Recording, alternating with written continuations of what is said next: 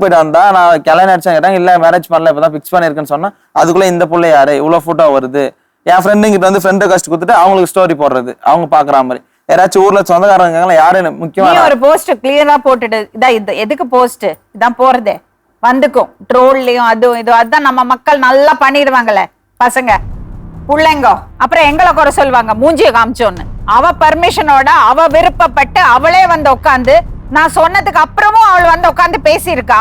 அதுக்கு என்ன குறை சொல்லுவாங்க? யூடியூப்ல போட்டீங்கன்னு என்ன திட்டுவாங்க. இவங்களாவே வந்து உட்காருவாங்க பேசுவாங்க. ஆனா ட்ரோல் பண்ணுறதுவங்க இவங்க பர்மிஷன் இல்லாம எங்க பர்மிஷன் இல்லாம போட்டு ட்ரோல் பண்ணுறது.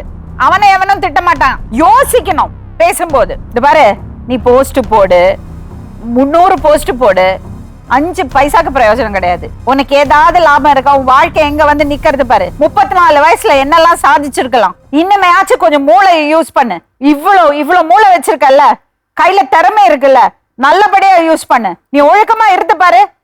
உன் புருஷனை திரும்பி வருவான், இல்ல இந்த பையன் வருவான் திரும்பி உங்ககிட்ட. எனக்கு எல்லாமே ஆனா நீங்க வந்தாமே இந்த பக்கம் வந்து உட்காருப்பா.